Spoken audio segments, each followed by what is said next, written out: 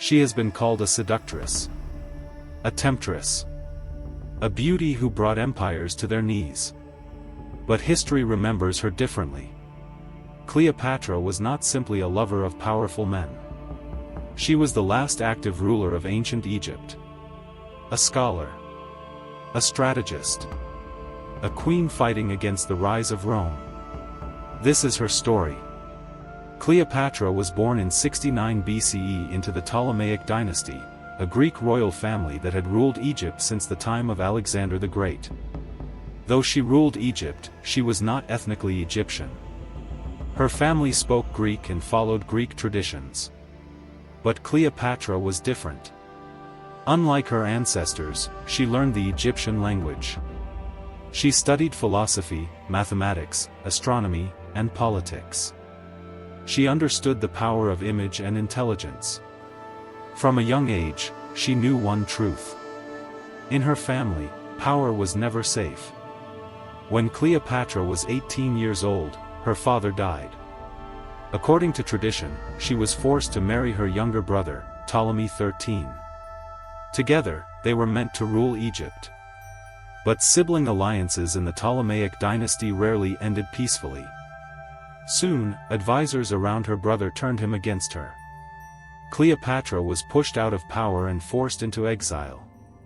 She did not accept defeat.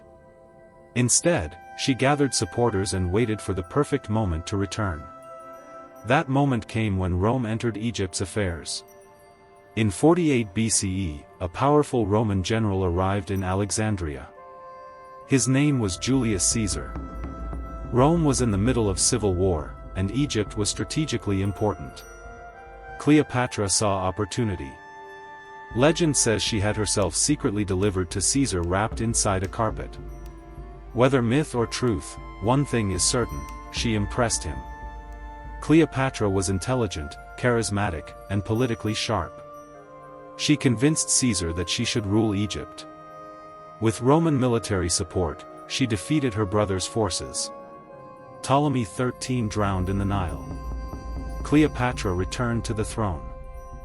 Cleopatra's alliance with Julius Caesar strengthened her position. She later gave birth to a son, Caesar Ion, whom she claimed was Caesar's child. For Cleopatra, this was more than romance. It was strategy.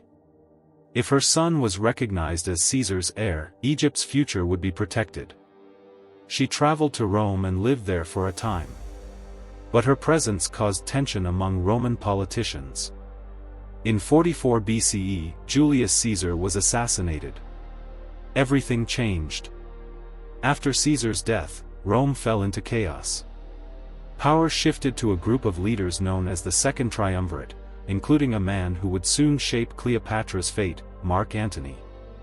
Antony summoned Cleopatra to meet him in 41 BCE. She arrived not as a frightened queen, but as a goddess. Historical accounts describe her sailing into Tarsus on a golden barge, dressed as Aphrodite, surrounded by music and perfume. She understood symbolism. She understood theater. And she understood power. Antony was captivated.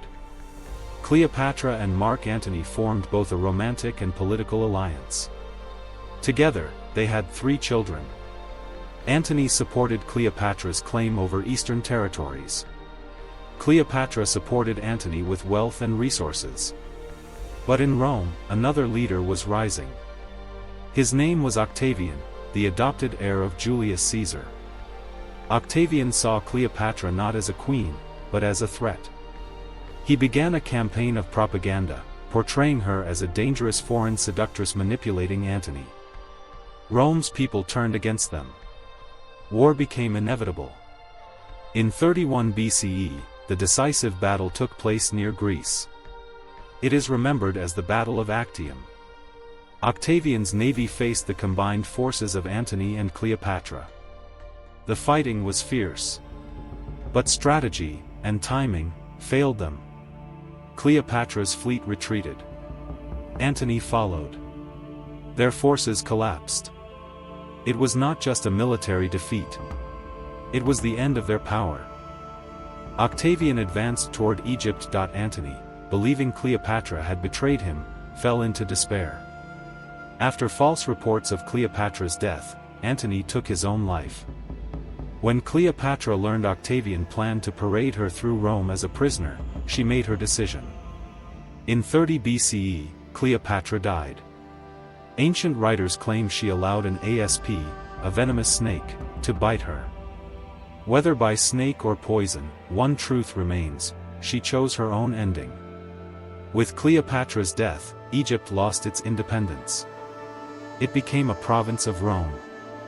Octavian, who would later be known as Augustus, became Rome's first emperor.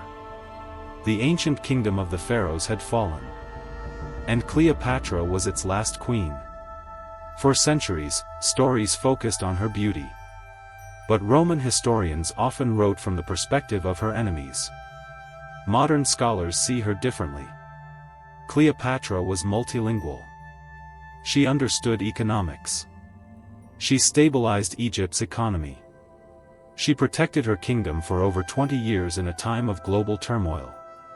She ruled in a world dominated by men, and stood among them as an equal. Her relationships were not weakness. They were political strategy. Cleopatra's story did not end in 30 BCE. It continued in art, literature, and cinema. She became a symbol of romance, of power, of tragedy. But beneath the legend stands a real queen, fighting to protect her homeland from the growing shadow of Rome. She was not merely the lover of powerful men.